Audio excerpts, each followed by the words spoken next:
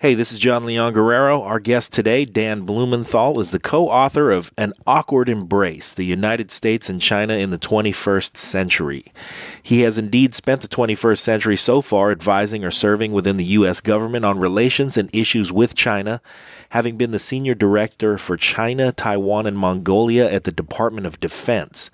He was the country director for China and Taiwan in the Secretary of Defense's Office for International Security Affairs, and was the commissioner and eventually the vice chairman of the U.S.-China Economic and Security Review Commission, which was mandated by Congress. He's currently a distinguished visiting professor at the U.S. Naval War College and the director of Asian Studies at the American Enterprise Institute, and today he's our special guest. Ladies and gentlemen, Dan Blumenthal. Lions Rock Productions. This is Jay Moore. This is Greg Cruz. This is Bryce Vine. This is Dexter from The Offspring. This is Nathan This East. is Sebastian Younger. This is Daryl Ames. This is Stuart Copeland. This is Mick Gillette. This is Andy Summers. This is Dr. Bob Greenberg. This is Gabby Reese. This is Rob Bell. Hey, this is John Leon Guerrero. Hey, and this is Pete A. Turner. My name is Dan Blumenthal, a resident fellow at the American Enterprise Institute, and you're listening to The Break It Down Show. And now, The Break It Down Show with John Leon Guerrero and Pete A. Turner. Yeah, perfect. So Dan is an expert on strategy, and the reason why we have a guy on, one, it's fun to talk about strategy. We love to do that, but also I like to take what Dan does and apply his knowledge through several different lenses. You know, we talk a lot about business and other things on the show, stability, operations. This is why we do this, so we can have Dan come on, kind of put us through things, and then we can start to connect alternate realities and truths. You know, things don't work in a vacuum. There needs to be a carrier group around somewhere to create influence. So we'll talk with Dan a little bit about that and how we get along with China. It's just such an important thing going forward. Plus, strategic, theoretic things move at a pace that's decades long. So understanding that, I always also enjoy, because Dan, I'm a tactical guy. I like to take my reality, the ground truth, what actually happens on the ground, and compare it to what happens and what's thought of at the grand strategy level. And how do these things connect? Because they have to connect. If they don't, we've got a real problem, because the tactics, the things below tactics, aren't lining up to strategic wins. So this is going to be a great episode. We're going to get a chance to really dive in deep into some strategy, and I really can't wait to do it. My pleasure. Thank you. Okay, so Dan, help us define our terms. Chinese grand strategy. We need to understand what we're talking about so the audience can move quickly with us from A to B and get down the road here. So help me out with my terms. So the objective of the Chinese Communist Party, which is ruling over this huge swath, I call it the Empire of China, because that's what it really is. But so the objectives of the Chinese Communist Party in terms of what they claim they want: national rejuvenation, return to Middle Kingdom status, a place of parity, if not more, with the United States in Asia, if not the world. And then the ways and means, the particular ways and means that are refracted through Chinese strategic traditions, the ways and means for them to get what they want. When you look at Chinese strategy, if you can, try to put a number on how often our strategic goals are in alignment with China's. You know, I guess the Venn diagram example, how much gap is there, or how much overlap is there in our plan with theirs? Not 80-20, I mean, more maybe 20-80. I guess DPRK, North Korea, would be a good example of that. Their desires and outcome and continued support to the nation undermines our direct goals, and so there's some conflict there that we have to sort out. But that gap, that crossover is of 20%. Does that apply in this case?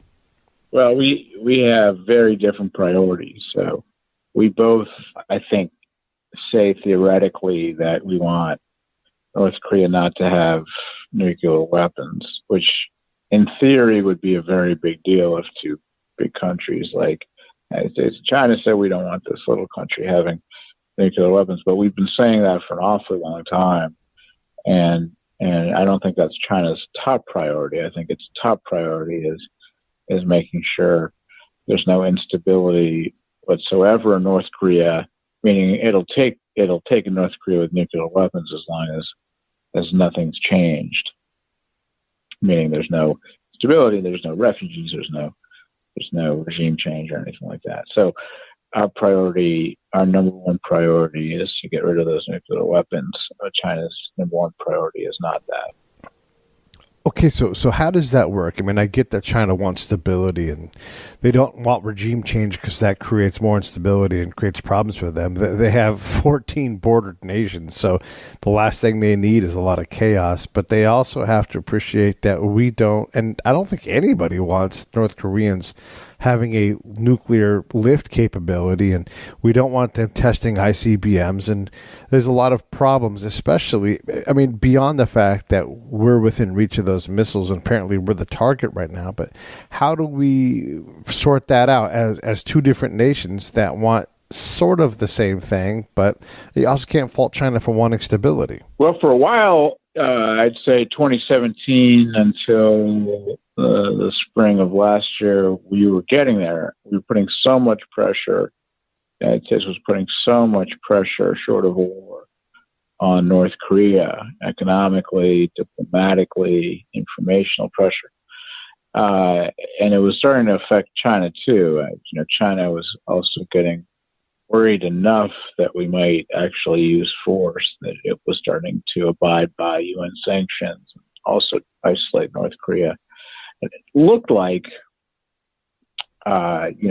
in the spring that North Korea had finally said, "Fine, we'll take a deal. We'll get rid of our nuclear weapons in response. And in response, you'll give us access to international markets." But it hasn't worked out that way. The North Koreans have yet again, I should say, not done anything to denuclearize, and the Chinese have fallen back into a comfortable position of chiding us for not, quote, doing more to get North Korea to denuclearize. So this is, kind of playing by the same old playbook we played since the first crisis in 1993. Is there a different playbook to play by, though? I mean, we've president after president has tried different things. We've tried forestalling. I mean, all of the sanctions, some more international pressure. We've sort of done this. What else could be done? Can we honestly expect a different outcome? We did not. If we had continued on the policy begun in 2017 of maximum pressure, which was leading to essentially a economic boycott and political isolation of North Korea, the Kim Jong-un regime, which only survives based on either selling illicit things like nuclear weapons or ballistic missiles or illegal drugs, or we were rolling all those networks up. It's really a criminal network. And so if we had gone on for 6, 7, 8 more months, they would have had very little hard currency, and Kim would have either fallen or somebody inside the regime would have said, enough's enough, we're going in a different direction. In my opinion, we didn't give that enough time. Okay, so how much time do you wait, though? I mean, when do you know enough's enough? This isn't working. I mean, this is hard things. Like, there's not a point where if we just wait 2 more weeks, it goes. I don't want to say it's unfair to say that, but how do you know? How do you know to wait just a little longer? Yeah. Well, that's a great question. I mean, so part of that is you need to be able to assess what's going on the ground in North Korea. So during that time where we were really ramped up the pressure, you got reports back from foreign diplomats who worked in North Korea that essentially economic activity had ceased, and they couldn't afford to finance just about anything. And so 6 more months, a year, hard currency would have disappeared. See, Kim Jong-un has to pay off a whole bunch of military elites and Communist Party elites and so on to keep them happy and keep them from turning on him. And he would have run out of that money. So in this case, then, if we're talking about regime change, shoot, I know as a spy, like if I'm tasked to go there, I'm going to take a sack of money, a bunch of booze, and I'm going to go try to find people that are exploitable, people with placement and access, and I'm going to try to effect regime change or whatever it is, find people that I can influence. And if I'm doing that, surely Israel's doing it because of the trade between Iran and North Korea, but also Russia's there, China's there, everybody's there. Everybody's running around trying to cause their outcome. Well, I think you could use a few different historical examples. So one would be what Gaddafi did, and that was to say, I'm giving up everything. I'm giving it all up. Now, you can say, okay, well, no one's going to do that anymore because then later on, the Obama administration took military action against him, and he was killed. But that wasn't that was under a different U.S. administration. The initial deal, 2003, 2004, was give up your nuclear weapons, which he did, and you'll have normalized relations with us. So that would be an option. That would also be an option for Kim Jong-un. All kinds of outcomes come when the pressure's on. So, the other option would be China offering him to leave the country. Like think of Baby Doc Duvalier or any number of dictators.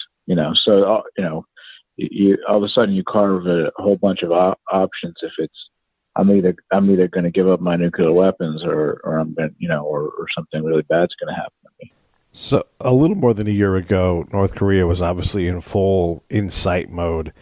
There's a lot of people that were thinking that we were careening towards World War III, and through Donald Trump, President Trump's approach, some South Korea approach, some Chinese efforts, we've got them calmed down. Have we seen the peak for their desire to be such a contrary player? Have we seen that, or are we going to be finding ourselves in a position where military action, at least, I'm not saying conflict in terms of boots on the ground, but another carrier group in the area, more pressure applied militarily, even if it's remote, and maybe even strategic attacks with Tomahawk missiles from ships.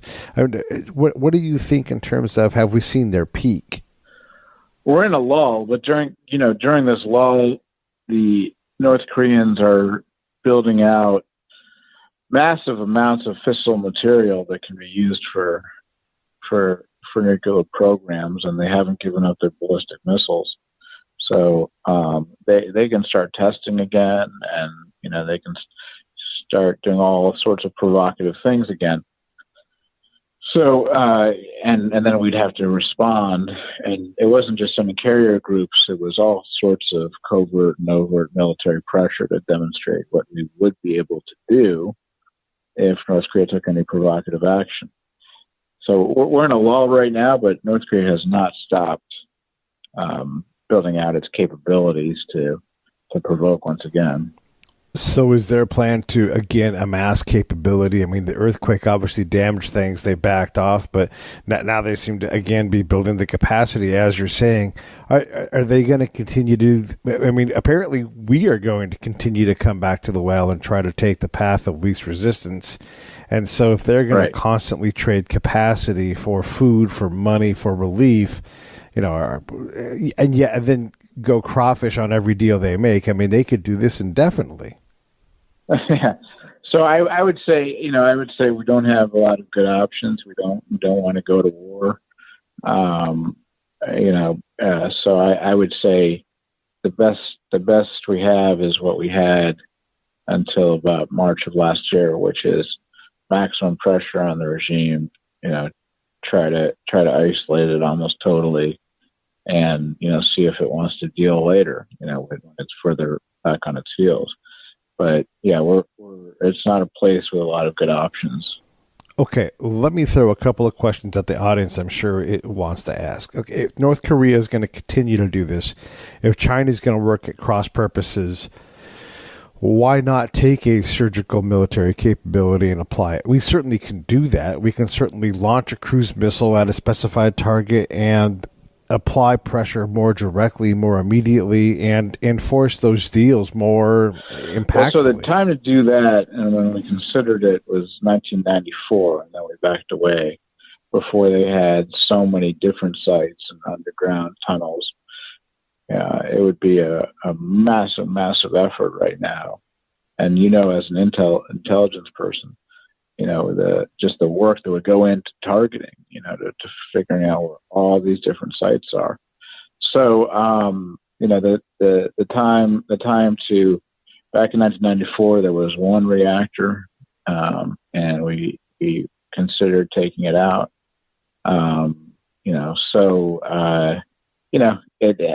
What we never learn in our history is that things don't get better with time. I mean, it's gotten a lot worse. And right, and so countries that want to develop a nuclear capability, who don't have one, who don't have the advantages, are going to look at North Korea as a potential trading partner. I mean, Iran comes to mind immediately, and clearly they've done business together because neither of them has much to lose. Well, North Korea and Iran partner for sure, and one of the most dangerous things about North Korea, I mean, we may be able to deter them from actually using their own nuclear weapons, but what we have not been able to deter them from is the sale of weapons of mass destruction to Syria, to Iran. So they built essentially the equivalent of their main reactor. They rebuilt it in Syria, if you recall. The Israelis took it out in 2007, and almost all intelligence communities missed it until it was almost too late. It's a global threat. When you have a country like that with that much nuclear, biological, chemical capability, it becomes a global threat.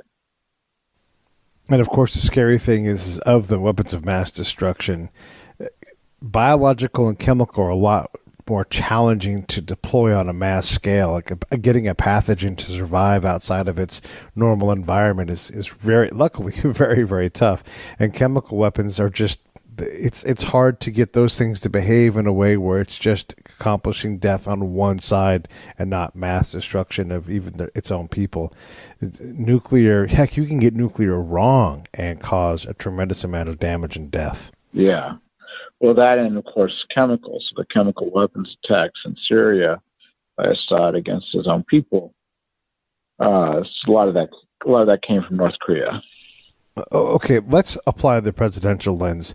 North Korea, China, these have been issues for us in terms of getting what we want and accomplishing more stability, more safety in the world.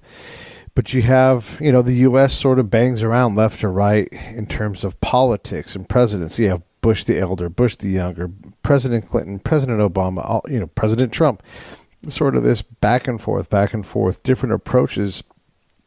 How much is the military able to respond effectively with an administration?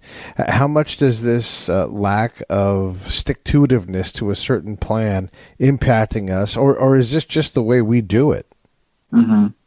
Mm-hmm. Are you talking about North Korea in particular? Let's talk about North Korea in particular. That'll keep us sort of on the same path. Well, with either one, right now we're trying to recover from, massive defense cuts that you probably know all about from 2010 to 2016. It was some of the most massive and fastest cuts we've had since the end of the Korean War in the 50s. And we're trying to rebuild the military. And, of course, the wars in Afghanistan and Iraq, counter-terror wars have taken their toll as well on defense spending. So the military now needs to adjust to competing with a great power rival, China. It's been asked to do so by the president. Our military has, and that's completely different. That's very different than counterinsurgency and counterterror. They have to track and deter Chinese capabilities such as precision-guided ballistic missile capability, the ships that the Chinese put out to sea in the South China Sea, the East China Sea. It's just so much different. And some of the advanced technologies the Chinese are trying to bring to bear in the military, such as artificial intelligence and hypersonic glide vehicles. So it's completely different than what we faced in the last 20 years. So yesterday, and this show will probably go up after this one, but I did another show on strategy and tactics with Jyri Raitasalo from Finland's Defense University and John Spencer from the United States Military Academy's Modern War Institute. We were talking about the new kinds of war that are out there, and there's this sort of blended war, like you talked about with the Chinese, where they're bringing in AI, and there's cyber and all of these things. But Jyri, and keep in mind, he's in Finland, so he's in the heart of where all this stuff would go down. He believes, and I don't know that he's incorrect, that boots on the ground, tanks in the Fulda Gap, fighting hard with long guns, artillery, all that is going to always trump some kind of cyber war or AI war. What are your thoughts on that? I'd say it's just very scenario dependent, right? So with China, where we're competing with China and where we're rivalrous with China is in the sea and airspace. So let's take enormously important waterways such as the South China Sea, through which so much maritime traffic. So, tanks aren't going to do anyone any good there. I mean, what the Chinese have done is, kind of mixed hybrid warfare using Coast Guard vessels and fishing vessels and dredging vessels to take over land and then put airstrips and so forth. I agree in general there's a certain logic to war that doesn't leave, but at the end of the day, if U.S. forces are going to push back, it's going to be through the air, cyber, and Navy maritime. So this is where I blend in some of the other show stuff that I know about. One of the things I learned from a recent guest on Popping the Bubble, the show everybody should watch or listen to, is Miko Matsumura was talking about betting against software developers. So we have this capability to design better and better software systems, automate more and more things. Heck, the first one to get quantum computers is going to have an enormous advantage in terms of security and attack in the AI and computer world. How does that stuff work in the strategy world? So as we look at these things, this competition, there is a war base, but there's also an economic base. There's no doubt about that we are connected economically. So do we have enough stability due to our economics to be able to prevent some kind of large... I mean, look, we fear state-on-state conflict, whether it's Russia against all of Europe or China against its neighbors, that kind of thing. I mean, that's the biggest fear, but we are also more connected than ever before. I've got a friend who's in Shanghai right now doing business, and he works between several countries simultaneously constantly, and he's by no means an exception. He's a norm. So are we so connected that it's hard for us to find, like, the business leaders are going to say, don't do that. That's going to cost us a lot of money. We've got a lot riding on this, and they have tremendous influence on administrations. Yeah, security and as well as economic innovation and well-being. I think Cold War is probably not the right term. What I use is strategic competition. My read of history is great powers compete. It's nothing new. It's just the U.S. didn't think that that's what would happen with China. So there's some cooperation with China. There's a lot of economic interdependence with China, but on the big issues of geopolitics and power, we're competing, and so it's very complicated. We're competing for who's going to have primacy in the Asia Pacific. We're constantly having to update, therefore, our military capabilities. They're not standing still. The Chinese aren't standing still. They've done some very innovative things that have affected the way we operate around them. So that's a rivalry. Right. Yeah. And holding that line. Does China recognize an advantage when we do the primary world policing? Mm-hmm. I mean, we complain about the role, but the reality is it is our role. We're the trusted person. When you think about help coming to a place that needs it, it's not a Chinese aircraft carrier group that shows up and desalinates water and brings food. It's an American military base. Our ability to provide stability to Europe allows European nations to put resources in things other than an ever-increasing military escalation between all of these different countries. Does China actually look at that and say, it's actually pretty good that the U.S. takes on this financial burden because we now can put our efforts into other things? Yeah, so, you hope that, we don't want to go to war with China. You hope that cool heads prevail there, that they see their future success not in trying to push the United States out or try to undermine our vital interests, but rather, to cooperate because they have been so successful in the global economy.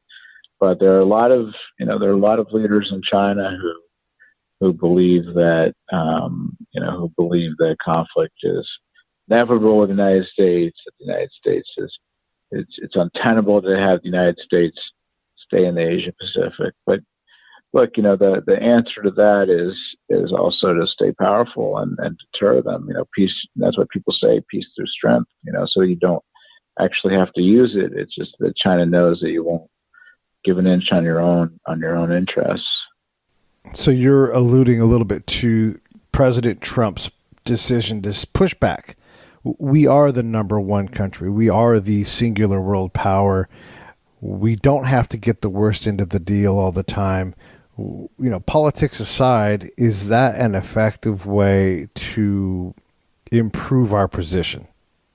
Well, the short answer to that question is so far, yes. I mean, so no one's benefited more in some ways than the Chinese from in 1979 joining the international economic system and having access to the U.S. and Western markets and having access to U.S. and Western universities in science and technology. And the Chinese economic growth has been, people call it a miracle, but in some ways it's not. It's just they opened up and organized their economy more on free market lines, as well as benefiting from the provision of the United States of all the public goods you mentioned, including freedom of the sea lane so that so their commerce can travel safely.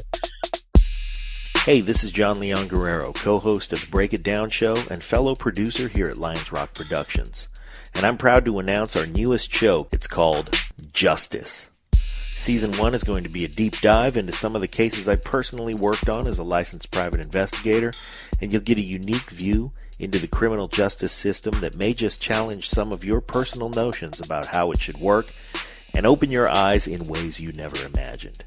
So keep your ears open for Justice, a brand new podcast coming in January from Lions Rock Productions to iTunes, Stitcher, and wherever you get your favorite podcasts. Freedom of the sea lane so that so their commerce can travel safely. But there are also some very ardent nationalists in China who say,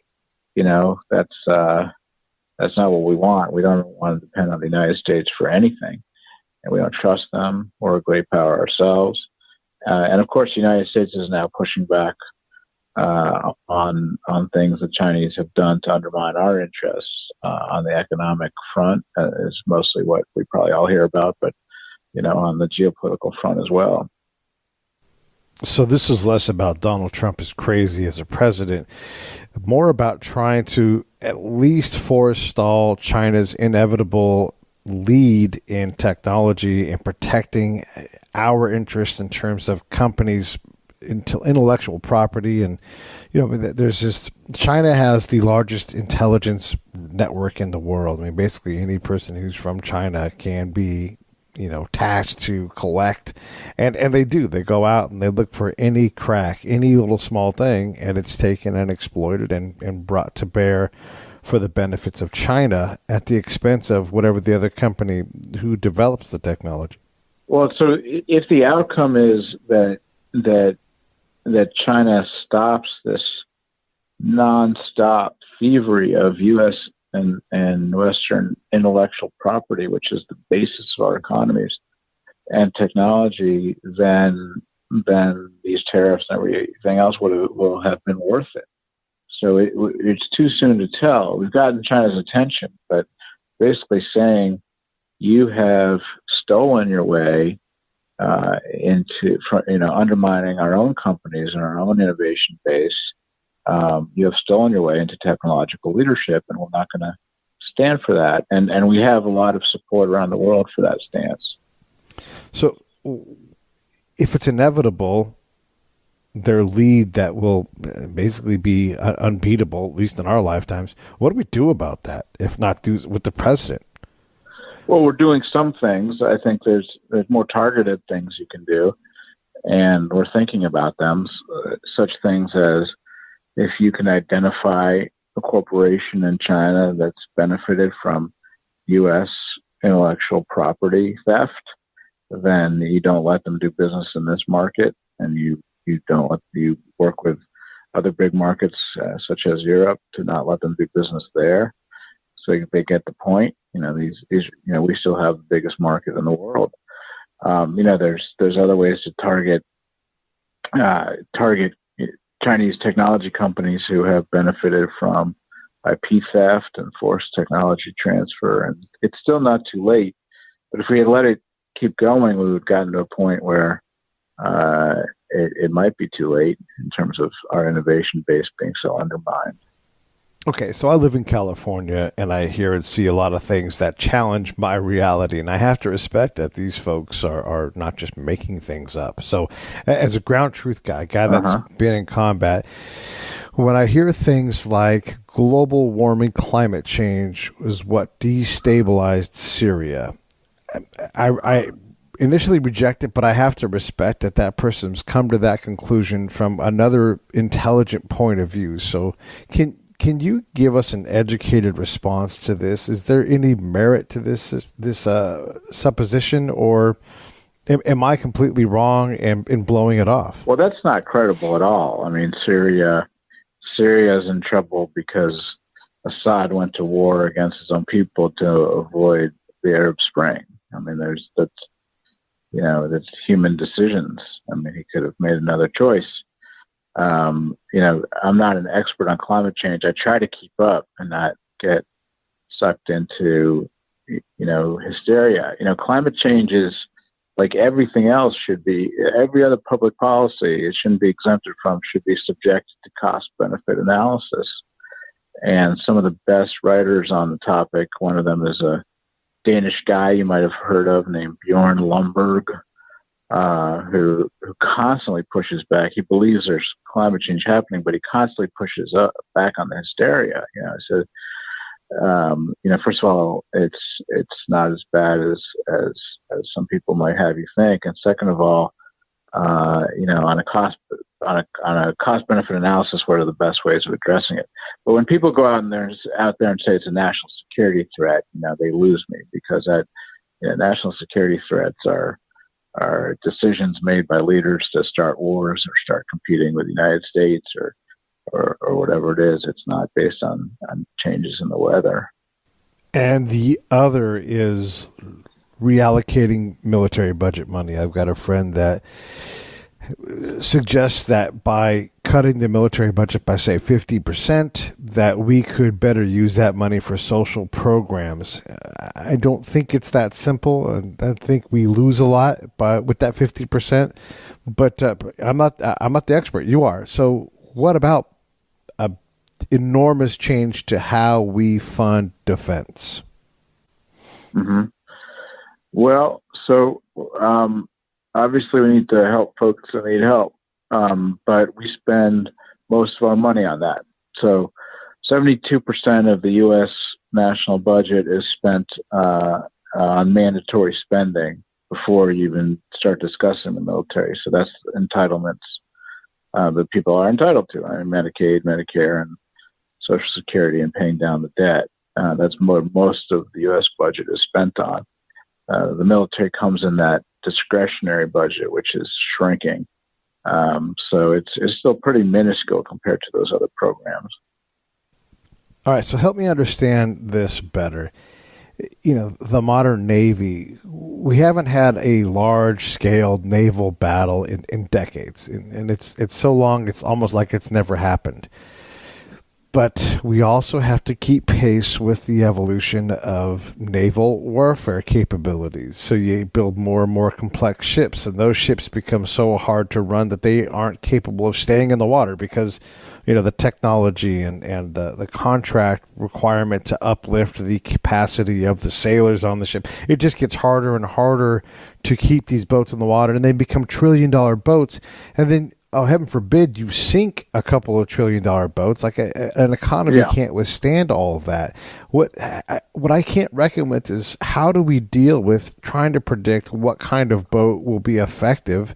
Is it bigger than the last one, or is it smaller? Is it, how do you deal with the uncertainty? How do you justify the expense when we literally never use that capacity in a ship-on-ship fight? Yeah, so I mean, look, spending on military is very expensive, and it will be wasteful because, in certain instances, because the government, is the one doing it, and Congress then wants, has other requirements. But yeah, I mean, we're certainly building things that we might not need or might not be useful in the main conflicts that we might have to face. I look at China in particular, where you might have been following a little bit in the news that we're pulling out of the Intermediate Nuclear Forces Agreement, which was a 1987 agreement with the Soviets. So we've been banned essentially from building a certain class of ballistic and cruise missile, ground launched. The Chinese, that's all they've been building. I mean, they're not bound by it. So that's an unfair competition. Now, how does that relate to ships? I mean, so the Chinese have been able to build ground-based ballistic missiles that can shoot, sink aircraft carriers. So yes, we're going to have to do things very differently. We're not going to be able to operate around Chinese waters in the same way we operate around, let's say, Gulf country waters. And we're going to have to, and we are, think a lot differently about how efficiently our money is spent and on what and how military effective some of these capabilities will be. Is it still about building bridges, to get weapons and material across a body of water or whatever? I mean, we're so fortunate to have an ocean on either side of our nation, whereas China, it's one thing to get mad at them, but you have to also understand, hey, there's 14, and I listened to your talk, I learned there's 14 nations that border China, and what they have to do to maintain and to grow their influence and their stability, it's a completely different thing for us. So is our approach still viable, do you think?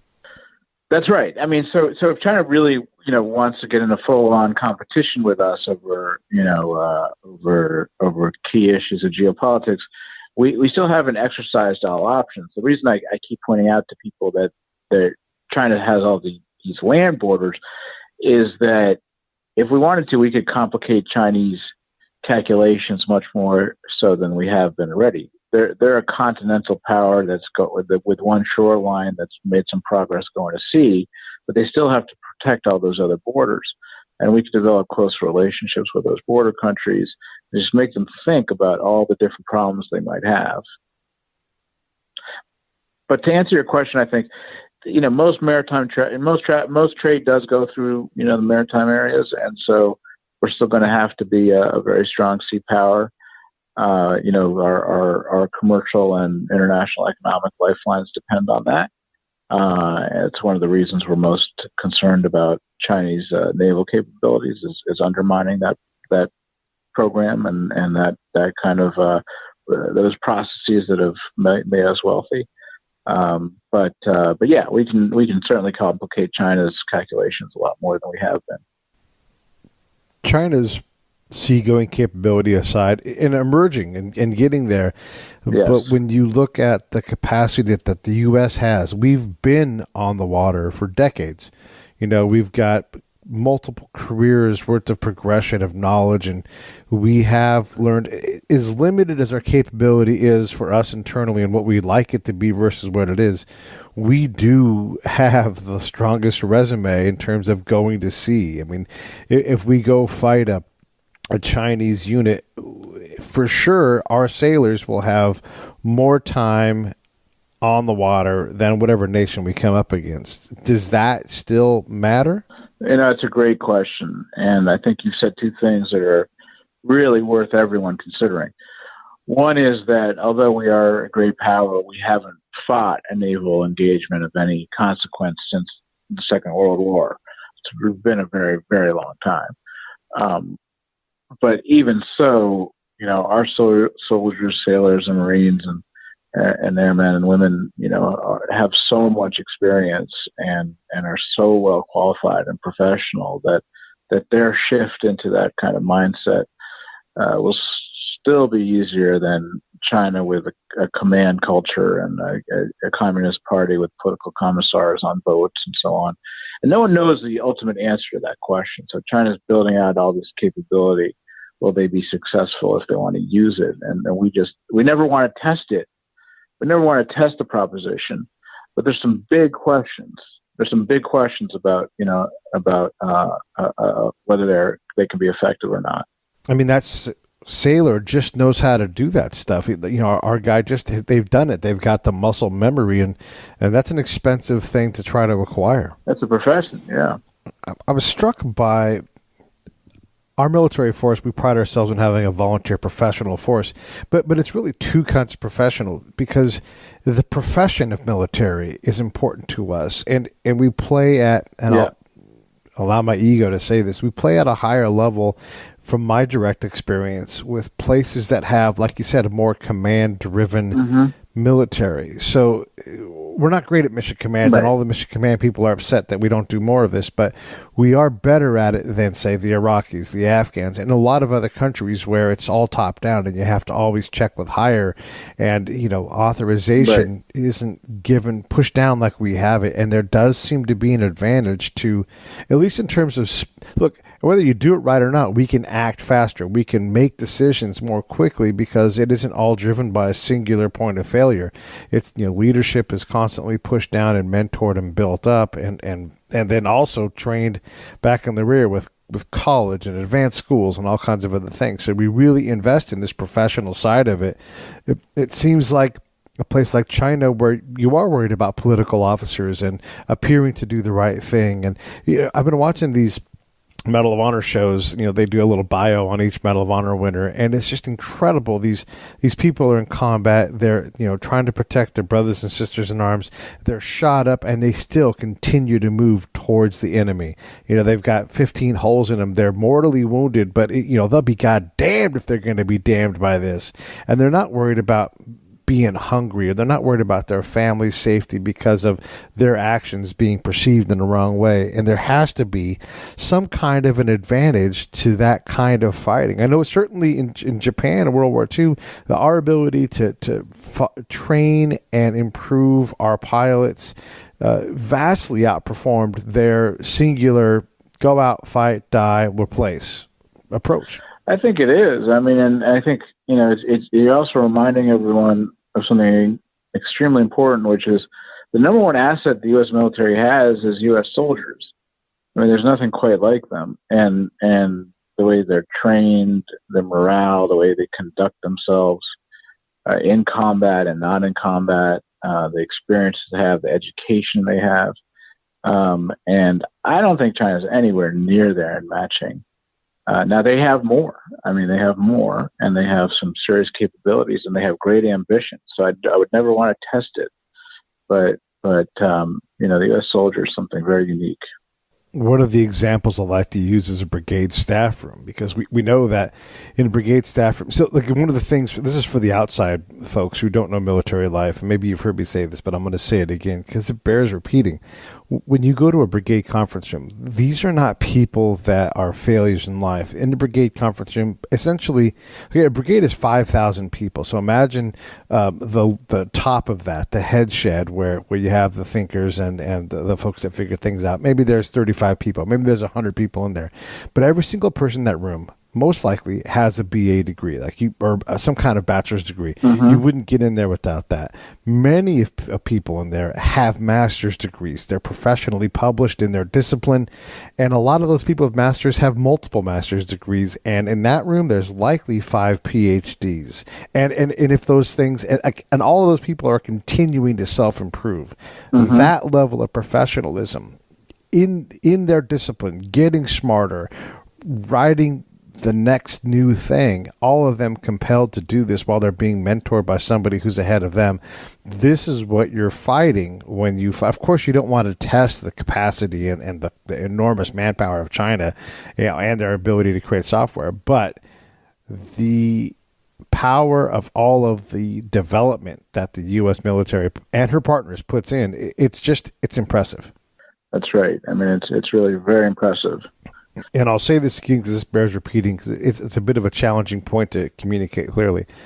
That intellect, and that's by no means rare at the company Mm-hmm. level, which would be the lowest from brigade all the way down to company and platoon. There are people all over the place constantly self-developing. And so what does that do? That's people empowered through education, through confidence in their intellect, through confidence that it's not about social position. It's not about the degree that you got, or having a degree or not having a degree.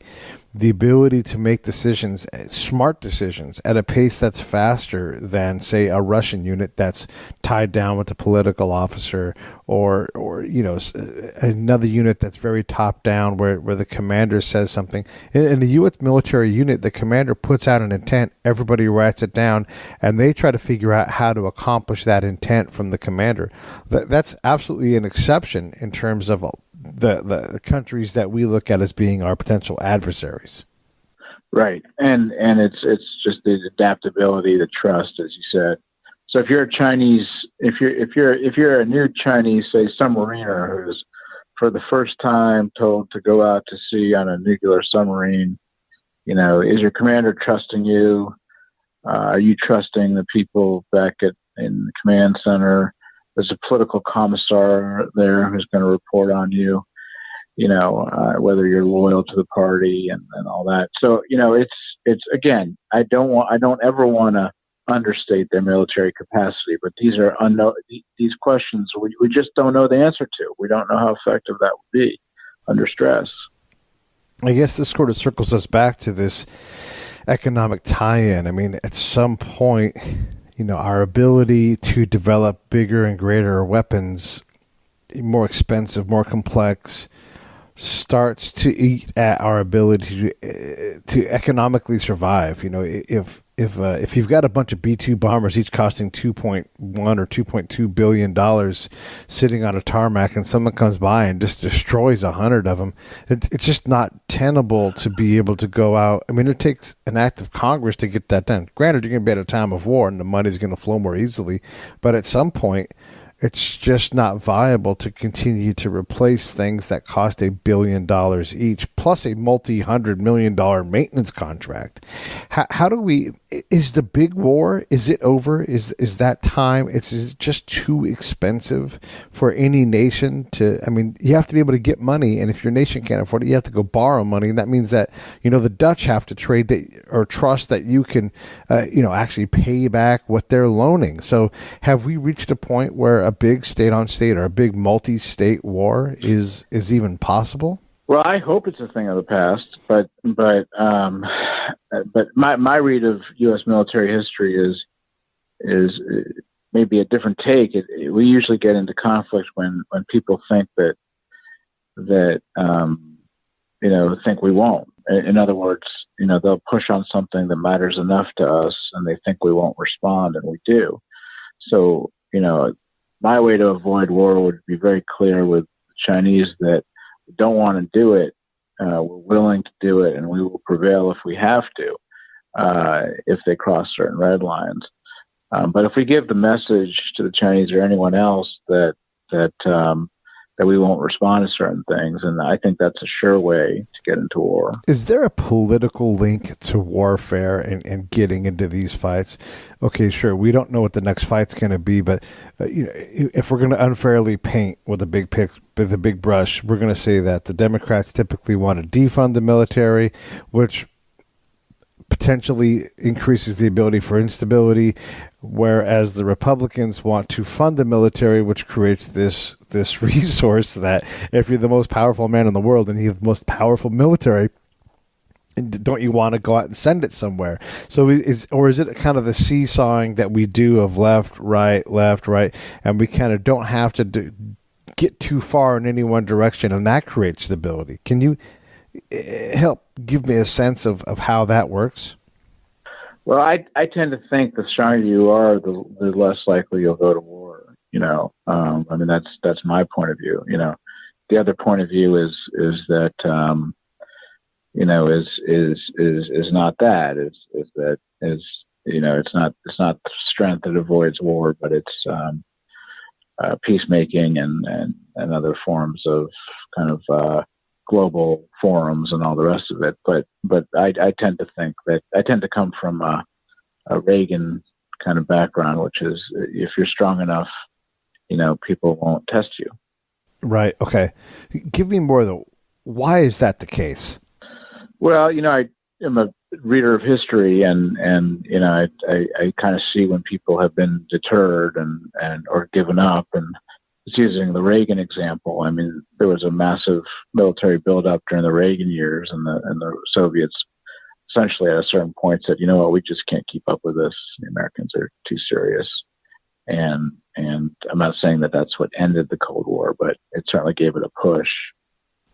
Yeah, right. Like our willingness to go do it does matter, and there's hundreds of examples of this throughout history. But I guess I can think about the booming metropolis that Carthage is today. Yeah.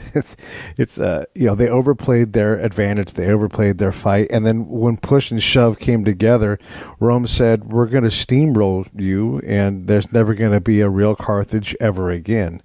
And that is absolutely a thing that you don't want to have to use that capability, but at some point, the political will is destroy. Sure. Well, North Korea will surely go to war against South Korea if we pulled out of South Korea. I mean, I can almost guarantee you that. That China will go to war over Taiwan if we said we're not committed to their self-defense. Countries go to war when they think they can win, and we got to make sure that they don't think they can win. What's something that us neophytes need to know about grand strategy? I mean, these are like the obvious things that you're missing because you just don't have the perspective. I mean, Dan, you're an expert. What should we know that we don't know? Well, I mean, from my perspective, studying China, I mean, each country has its own cultural patterns and history and things it draws from. I mean, if you think of America, we're still reading about the Civil War and how we fought the Civil War, and most Americans know something about that. If you're looking at China, you're looking at 5,000 years of military history and traditions, and things that are very different. About deceptive, being more deceptive or being more crafty in certain ways, and so each country has its own kind of strategic DNA, if you will. What is it about us? What's in our DNA that allows us to bond countries together? I mean, obviously, if there's a conflict, instantly Canada, Great Britain, Australia, New Zealand, we're all bonded into one thing. We all stick together with these things. But beyond that, because the list of our partners who would lean forward on something that they may not even be interested in going and doing, but because we're going to go, we're able to build this community. Granted, it's a military community trying to apply power or help somewhere, but what is it about us that enables us to be able to do that? Because that seems to be unique in the world. Well, number one, I mean, people in other countries may hate this president or that president or whatever it is, but they know America never covets someone else's territory. We may go to war and we may stay in places for long periods of time, but we don't covet, territory. We don't covet certain kinds of, we're not acting like your traditional empire. We're acting, and we have acted since World War II, as more of an organizer of a certain type of world order that's benefited anyone who's chosen to join it. So I think that's the key secret sauce in American strategy. What is the secret sauce for Chinese strategy? Well, the scale, that 1.2 billion people is no small thing. There's a lot of people to draw from. The ambition, huge ambitions to resurrect and undo what they think is what was unfairly done to them over their history. Focus on those set of objectives. A Chinese civilization that has actually survived for thousands of years and believes in itself very self-confidently. Right now, as you guys know, we're talking to the brilliant mind, the strategy genius, Dan Blumenthal. You can check him out at Twitter on @DAlexBlumenthal. He will talk to you. He wants to engage, and if you have trouble, get a hold of me, and I'll get a hold of him. So, it's really cool to be able to have you here, Dan. And I only have one more question. Typically, I lie about this, and I'll probably have one more after that. But I'm going to do my best to make this the last one. Let's say that the U.S. Congress gives you control of the budget, and you can make two changes. You can slide up the budget on a particular capacity, and then you can also slide down in another area. So how would you, those minor changes, how would you do that? Yeah, I can say. So I'd say in terms of capabilities that you can touch and see, a lot more on submarines, things that the Chinese don't have good answers to in terms of U.S. ability to be stealthy and get closer and force China to spend a lot of money finding those things. But we do have to spend a lot of money on technology, and we do have to spend a lot of money on applications of artificial intelligence and cyber and things that will benefit the military, but will have knockoff effects for companies and so forth. So we need sort of Sputnik-like funding on science and technology. Yeah. Will the Chinese weaponize or militarize space? Well, they already have. They really have. They put off an awful lot of satellites and test all kinds of anti-satellite weaponry in space. So it's more targeted against our space assets and satellites and so on. But that's no small thing. Obviously, we're so dependent on satellites for not just warfare but communication. So that horse left the barn 10, 11 years ago. Yeah. So it turns out Space Force isn't all that bad of an idea. Internationally, we're not supposed to militarize or claim certain parts of space, but there we are, we're doing it. And if you don't have the ability to compel another country, if you can't marshal your own resources. Well, we certainly need to protect our assets and be able to strike back at others. I don't, I haven't looked too much into the actual Space Force, but these things are interconnected. When you're talking about space and cyber and information, these are, basic enablers of a soldier's ability to see and hear and target and so forth. And so, that's the age we're in. You're leaving it to somebody else, and do you trust China to behave? Do you trust them? Well, I sure as heck don't. I don't trust anybody. Very much. Dan, really great answers, and I don't know about you, but I've enjoyed the heck out of this conversation. It's always fascinating to put different experts on and run them through just a bunch of questions and get their opinions on things, expert opinions on things. I guess I should give you the opportunity as a ground guy. Is there anything that as in terms of a strategist, that you'd want to ask me as far as, how do we do this, or what is this like?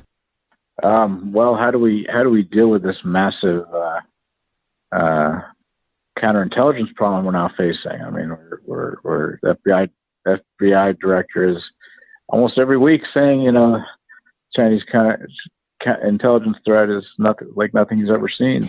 Yeah, that's a great question. We talked about it earlier. China has an enormous intelligence wing, and anybody can be an agent for them. You just don't know. And when I find out that, as a counterintelligence guy, when I find out that the Secretary of State from my targeted nation has a email server in her garage but top secret on it, I'm going to convince my bosses to give me a lot of money, and I'm going to throw a tremendous amount of resources at exploiting that. And I don't have to get into the server. And that's the thing, is like we always want to protect, there's the password's harder and there's more encryption. I don't care. I don't need that. I need people that have foibles, that have flaws, and I'm going to exploit their weaknesses and exploit their strengths, and I'm going to relentlessly pursue that, and I'm going to come at it from different angles. And there's just, if I know that is there, that they're making those kind of mistakes, I'm going to exploit it, and I'm going to find a way in. And if I don't, there's 100 of my peers doing the same thing in a variety of directions. So like in Dianne Feinstein's car, there's a Chinese spy. Are you kidding me? Their fingers are in so many different areas in terms of economics. They're fantastic at collecting and exploiting what we create. The country, the companies in our country are fantastic at developing new solutions all the time. And if they don't have to pay for that R&D, that money can go to other things. So why not come out and steal it? How do we stop that? I don't know. You talked earlier about the horse that left the barn. Heck, that horse left the barn a long time ago. The barn burned down 10 years ago, and we sold that land. Like the time to stop that. Yeah, no, it's a big problem, and we don't want to target. There's a lot of very friendly Chinese nationals who are here working on different projects, and so we don't want to target everybody. But we certainly have a problem on our hands. Just think about this. To be a good counterintelligence agent, the stack of books, I'm at my hands 3 feet high, the stack of books that you need to have a mastery of just to begin to understand it all, it's 3 feet high. It's got to take 10 years of constant practice and development to even be any damn good at counterintelligence reliably. So when we look at that and you're trying to counter that, sure, you can hire more counterintelligence agents. I'll see you in a generation when those guys may or may not be any dang good. Well, listen, again, this has been fantastic. I told you I would ask you extra questions, but I appreciate your contribution today. This is a great show. I love these strategy shows because it's just so eye-opening, and hopefully people can slowly nudge themselves towards a greater understanding of the world at a bigger perspective. And so just thanks for coming on, man. I really appreciate your time. My pleasure. Thank you.